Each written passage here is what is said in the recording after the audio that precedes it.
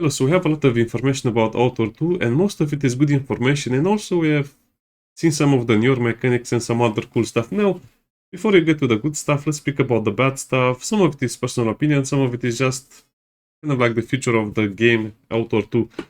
Now, sadly, the game is not doing very well in development, and the studio that is making it has actually become a publisher, which is kind of annoying because they are handling free games, and at the beginning they didn't know what would happen with the games, but now they have just confirmed that all free games that they are publishing, Outward 2 and some other 2 games, are going to be in early access. So that means there'll be a publisher with free games in early access. Now, this means a lot of things, but mostly it will mean they'll have a lot of troubles with development and some money issues. In my opinion, this is just their ego, their arrogance, the way they handle the studio and they handle their money, because they sold probably around 1 million copies on Steam, plus their DLCs, plus some other stuff. They also had the publisher. If you look at Outward on Steam, you'll say it's published by Prime Matter, if I remember correct. So it's not exactly an indie studio. They also receive funds from their government to make the game. So again, it's not exactly an indie studio, but I think they should have been ready with Outward 2 next year as full release, or even this year, because almost 4 or 5 years have passed since they finished Outward 1. Now, why am I saying all of this? I'm saying all of this because they're actually going to probably delay the game even more. They say it will be released in the summer of 2026, but we don't have a release date, and they said it will be early access, which is kind of problematic because they showcased that the game was almost ready to be played. They gave playtest demos and other stuff, and they're making another playtest right now. So what's up with all of this? Why are they making publicity for a game that was almost 2 years before early access? Because if you remember when the first trailer was released, it was actually quite a bit back, and when the game will be released in early access, that will feel like it was kind of like a deception from the developers. Anyway, plus their other games are not doing too well, so I think the developers are just wasting their money by being a publisher instead of focusing all of their time, funds, and especially their energy on a single project, which is Outward 2. And then they could have just become a publisher with those other games. Or they could have just made sure that the game was going to be released before the other 2 projects, because this is the biggest thing they have. They actually created a new intellectual property. Anyway, now let's get to the cool stuff of the Outward 2 news section. I'm saying this because my hopes are very low for the game, not because the developers cannot finish the game or if they will have problems with it. Is that, are you really willing to pay 50 euros for an early access game that will be in early access for 2 years or something like that? The developer said it will be in early... It doesn't matter. I don't believe it. So, this is one of the new armor says. This is one of the new locations. But sadly, it's a dungeon. They didn't really explain this, but I thought Outward 2 will be more open world, will be more... how should I put it? More RPG-ish. Will be more of the traditional RPG, but apparently it's not that type of game. It will have dungeons, it will have locations, just like the first Outward game, which kind of was okay, I guess, but the dungeons themselves didn't really feel that good. Also, this looks very, very nice. I mean, look at this. This is kind of big, kind of interesting, kind of fun. The character models are looking very, very well. Very fun, very interesting. Over here, they mentioned one of the newer systems of the game, which will be something related to blacksmithing and creating new items. So you basically find, let's say, wood, scrap wood, normal wood, splinter wood, and give it to a blacksmith, and you can give the materials to the blacksmith, and she, of course, is the blacksmith, she will make it. And then you can get a few items this way, but then you can also just give her the materials, and they showcase that you can actually get much better items. So the more materials you give to the blacksmith, the more things she can make, and the better the items, the more materials they'll take. And in the end, you can even combine the materials. For example, combining marble and wood to make something with ceramic and wood, as you can see over here, a weapon. This is one of my favorite systems in the game so far, because it allows you to basically, how should I put it? It allows you to experiment with the materials to make some of the more unique and interesting items, especially because in the beginning you'll probably not have much, so crafting is a much bigger part of the game. Now, they didn't really know what to showcase over here, but basically you can create the same item with the same materials in a couple of ways, or the same item with different material types. The scrap wood will have, let's say, less damage, less durability. The normal wood will have more damage but same durability, and the Splinter Wood will have less durability but more damage. Something like that. So just imagine that it will influence a few stats along the way. Now, sadly, the weapons will have durability, which was not really explained very well. Again, I don't know why. They're showcasing mechanics that are not meant to be showcased because they're not in their final form, and this is what has me worried. They're talking about things they don't know how they'll work. So, all items will have durability, but the item itself will not break inside of a dungeon. Which means you'll be able to repair it or destroy it to get the materials back after the dungeon, which is a bit weird because I thought this will, again, they kind of wanted a more open world game, not a more instance game. So I guess it depends on how it will work. So you'll go to dungeons, you will discover materials, you'll probably fight enemies, get other materials, and then kind of create your equipment as you go, which is actually a kind of interesting idea. I like it. Because Outward was always about a survival action adventure game. Outward was never an RPG game, and they could have made Outward 2 an RPG game, a proper RPG, but it seems like they're leaning away from this formula more and more. So that's going to be interesting to see how it works, but I'm kind of liking this.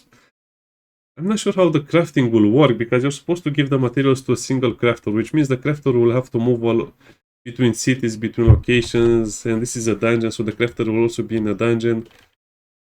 Again, it depends on a few things. So that's a club. As you can see, it has durability, damage, and stability damage.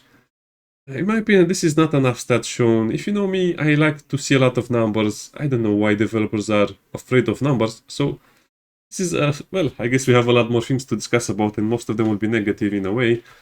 When I see an equipment item, especially a weapon, I want to see durability, damage, and stability. But I want to see attacks per second. I want to see length of weapon. I want to see attack speed. I want to see DPS. I'll assume this is just the normal damage, but I want to see DPS. So let's say attack is 1 per second and damage is this, so the DPS will be the same. But again, you're just used to so many other things in games right now, especially RPGs. I hope this will not be a console game. The developer said this will strictly be a PC game. Oh yeah, this is actually pretty good news, or big news as well. The developer said that they will only port the game to consoles after they finish it on PC, which is good news for everyone, to be honest. Because we have seen so many game disasters play in slow motion when developers try to balance console versus PC. But in a way, this is kind of bad as well because, well, I want a PC interface. I'm tired of console interfaces as well. So I guess it depends on developers what they choose to do. You also have local co-op, split screen co-op. Someone asked an interesting question about this. Can you play split screen co-op on different monitors? And the answer was simply no, because it's probably pretty hard to code. But again, if you're using such an advanced engine, let's say, they could probably have found a way to make it happen. I don't know. But this is kind of interesting for the future of gaming, and that's why it piqued my interest. What if we have co-op RPGs, local co-op RPGs that you can play on different monitors? So the same computer will run a game, the same game on monitor 1 and monitor 2, but monitor 1 will be player 1, monitor 2 will be player 2. That's actually a very interesting concept. I hope some developers will make it in the future. So if you see developers, suggest this to them. Local co-op with players on different monitors, because most people have different monitors on computers these days. They have 2 or 3 at least, 2 at least. I like 2 big ones. They didn't actually show much of the combat over here. They just showed some parts of it, and they said that you'll have dual wielding, meaning you can have a one-handed different weapons in your hands, meaning you can have a dagger and a sword, but you can also have a stick and a wand. The wands are definitely going to be more interesting, but they didn't want to explain it too much. So the wands can have moves instead of spells, but the same can be said about the weapons themselves. So the weapons will have their attack animations, meaning they'll have their simple attack, and then they'll have their combo animations, and then the secondary weapon can also add another feature to it, like a jump, like a strong attack, like a lunge, something like that. So that's great. That's great. That's what I wanted from the combat, and it seems like they will provide it. They also have the shields. The shields can also be used to attack, so the shield can either block or shield bash. And the developer who played the game was very bad at the game, sadly, and we didn't get to see much of it. By the way, that's apparently a woodman. I'm kind of disappointed by the design of the enemies, especially the ones they showcase right now. I was expecting more interesting designs. I mean, you had, in Outward, you had golems, you had big enemies, of course you had the bandits, but generally speaking, Outward kind of shined through its They didn't have a lot of character models, but the ones they had were actually pretty good. So see, that was a shield bash, so you can use your weapons to attack. I'm also not liking the console UI over there with the bars instead of numbers. If you want to make it, I like numbers, I don't like bars. Bars don't tell you much. You get hit by someone, you lose, what, a finger of a bar? What does that tell you? So when they killed this enemy over here, he dropped something. Let's look at that again, because this is an important thing. Well, I guess it depends on how you look at it, but I don't like it. So when they killed this enemy, it dropped something and they picked it up. Kind of like the looting. I think humanoid enemies should have inventories where you enter their inventories and loot their items. So this is kind of concerning. They seem to have dumbed down some aspects of the game. And over here, I think this is work in progress, but this cannot be the whole interface. You have your inventory over here, armor, helmet, and that's it, backpack. Oh, I guess you have the boots over here. So you have armor, helmet, gloves, and boots over here. It looks very weird. I don't like this interface. I prefer my interface to be very clean and sharp and cut over here. Over here you'll have your armor, over here you'll have your backpack, over here you'll have your weapon or something like that. So they need to work more on the UI because currently it's a bit messy, I don't know. Plus you don't see all of the information of the character anywhere, so again, it seems like they're going for that console type of menu where you have to navigate through tabs and everything is a square and you don't have a lot of item slots. I guess he was not wearing a backpack, which was mostly due to other things, I don't know. I think they didn't show much with the demo, but they showed a lot of promise. Okay, I guess this is what they can spawn. So look at this if you like. I played with the console commands in Outward and I liked it a lot, so I guess this is kind of like a good indication of what armors they can have. Also, a weird thing is that this will come up later. They call female body and female stuff, but you have body types. In a game like this, you have body types. You choose body type. They don't even name them, but you choose between a body type or another. But here, they actually call them female body. What is this nonsense? This is a Canadian company at its best because they're trying so badly to fit into the narrative, but at the same time, they're trying to be normal. What's wrong with being normal these days? I don't know. This is also kind of a bad sign in my opinion. You'll see this at the character creation. That's a big hammer. And here he'll fight multiple enemies and die. I don't understand this. He's a developer. He should be able to defeat all of these enemies with his eyes closed. I guess that's a more advanced unit because it has a big head and claws. This actually looks pretty much what you'd expect, except then the hits have more impact right now and the animations are more fluid, smoother. Like he didn't have a healing item. That attack was super fast, I barely saw it, so yeah, he died over here, it doesn't matter. It's good fun. Now let's go forward. This is Lost in Prayer, their other game. By the way, this game was released already in early access, and of course it doesn't have a lot of success. I don't know what they're thinking, but this is one of the most boring games I've ever seen. As much as they try to make publicity for, I guess this is why they had to announce Outward 2, because they wanted to make publicity for their other games. Worth mentioning as well. Now, I don't want to sit too long over here, but character creation means a few things. Choosing your starting location. You have basically, I don't know, something like the first map in Outdoor, then you have something like an underground jungle or a cave system, and also have a winterland, and the fourth location you cannot start because it's supposed to be an endgame location. So you have 3 maps in the beginning, and an endgame location, which is a lot less than you remember, right? Because in Outward, we have currently, well, Outward plus all of the DLCs has a lot of maps, right? And also the starting area will be always the same, but it was a different area with a lot of cool items around, and I don't know. In my opinion, this will be a big problem, the amount of content Outward 2 launches with, because think about it, you don't have a starting location, and you just have 3 maps plus an endgame location. Outward currently has, well, it has a few maps plus a lot of dungeons plus a lot of areas, so I think it will have a lot less content than Outward 1, sadly. Again, Outward Full Edition, Definitive Edition. Because right now you're choosing your first map, under the pretense that there are only 3 maps, plus 1 more endgame map. So that will be kind of weird to explore because you will have basically one easier location, one harder location, one probably medium location, and then you have the in-game location. This is a bit concerning, the amount of content, of course. Depends on how big the dungeons are, but we don't really want the dungeons to be the main focus. We just want the full experience this time. You can also choose your background, and as you can see, you have some stats, but the stats are more like a placeholder.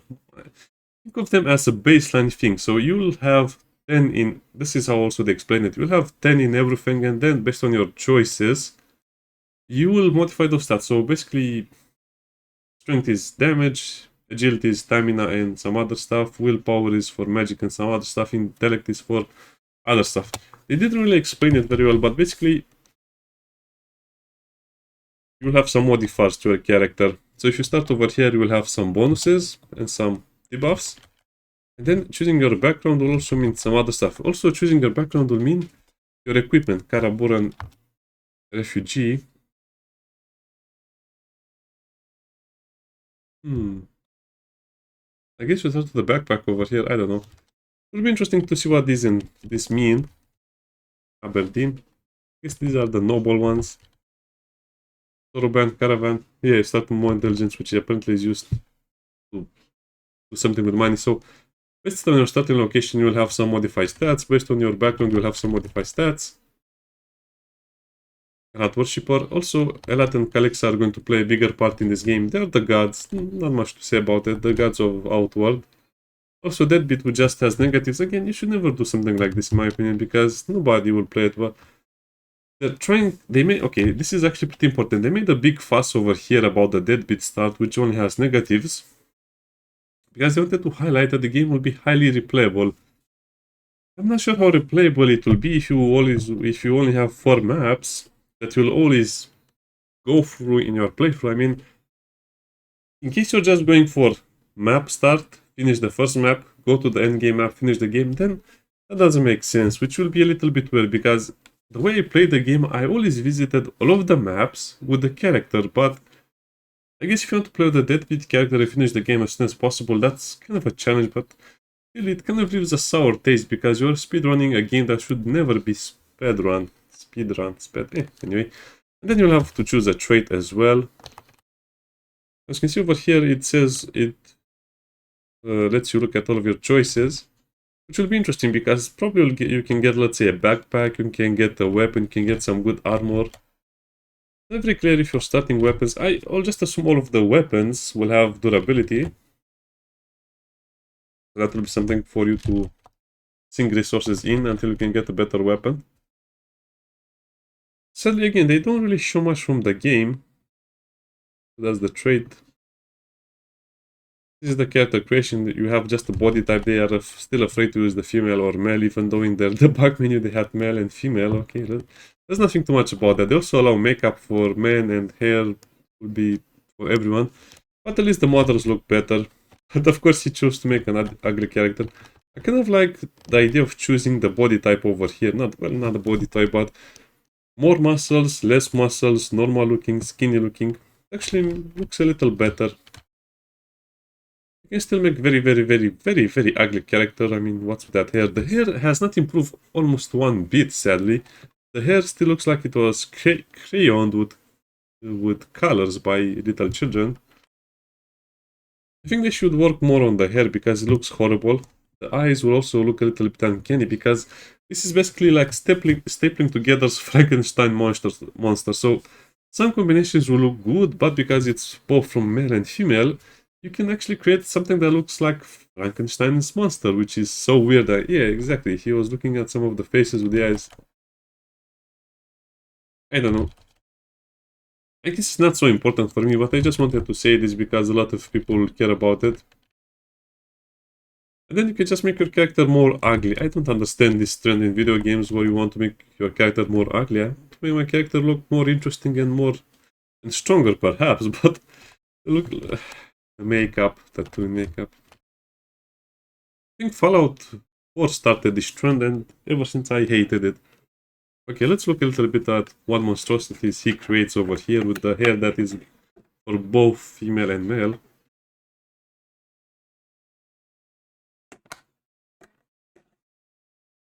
I don't know. Again, I don't like it, but I just want to showcase it because more people will be asking for it. Is that... Well, that's so bad. You'd get kicked out of school for that hair.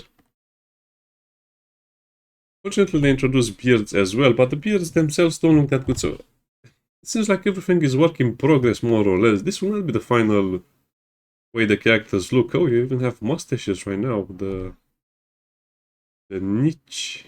I don't know how it's pronounced, but you understand what character. Niche mustache. The strongman mustache. What's even that with the whirly twirls? I don't know. The makeup. Oh man. Yeah. He made the worst looking character ever. Again. Character creator was always about creating a good looking character or a fun or an interesting one, not making them so ugly. And that's kind of like it. Of course, he had to drink during the stream because that's how he does business. And I don't know, I think the future of the game is very uncertain because they will run out of money before they even get a chance to release Outward 2, in my opinion. So they probably will publish the game themselves, but they'll probably ask for more money from... I don't know, I don't want to speculate right now. Let's just enjoy what we have, but I think it's a mistake announcing the release of the game so early and then just kind of cutting back on the... I don't know how to say cutting back on the features, but first trailers they showed for the game had you exploring a vast open world with a pack animal, which was a pig or something like that, and a friend, and it was kind of interesting. But now they're just scaling down everything they show, and they show this weird system of you kind of getting materials to craft your own weapons, but you actually don't do it yourself. It's not a skill. You actually have someone else do it, but that means another layer over another layer, because the weapons will break, so you'll have to go to the blacksmith multiple times to create newer weapons, better weapons, and just recreate your old ones. Also, I think they're just afraid to make an old school RPG, which is a bit weird because that's what most people call the game, an old school RPG. But it's just an action adventure game which can be probably finished in, I would say, 6 hours, or 6 hours, let's say 10 hours if they just have you start in an area and then you go to the end game area without anything else in between. Of course, in between you can also... Oh yeah, they spoke about the mana system as well, the magic system. So it will work the same way in his Outward 1, except it will be more complicated. So you'll need to unlock your mana, and that means you'll sacrifice health and stamina. And after unlocking your mana, you'll also have to visit multiple traders to learn multiple rune words, which you'll be able to combine to make some rune magic and some other stuff. Plus, you'll have to read some books, which will give you some bonuses, and then they'll give you a permanent effect after you finish reading them while you are resting. So, it's kind of a bit of a complicated system, because you'll not be able to be a mage from the beginning of the game, which means if you want to be a mage, you'll have to play longer and try harder at the game. So, I don't know. I guess you also over here you have rumors, skills, character, and crafting. So they didn't showcase any of the interesting stuff like crafting on the camp. They didn't show any dungeons per se. They didn't show really that much because the game is probably very far from being finished. So think about it. If the game will release in summer in early access, that means we have 9 months of waiting. 9 months, at least, in my opinion. So we'll see what happens next. I will keep you informed. I will keep watching the videos. And yeah, this was in a way good news for the game because they actually show some interesting stuff, but at the same time it was bad because they're having problems as a studio and they're actually letting the problems get to their little I don't know how to say cash cow, but they should have been more prepared for this and they should have worked a little better to solve the issues, because it's kind of late in the development to not have some things already finished. Like, for example, the UI should have been finished,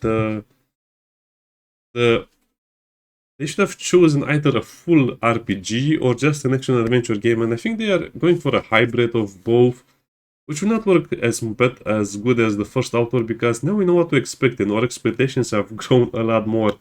So yeah, I just want a complex open-world RPG. We'll see what we get.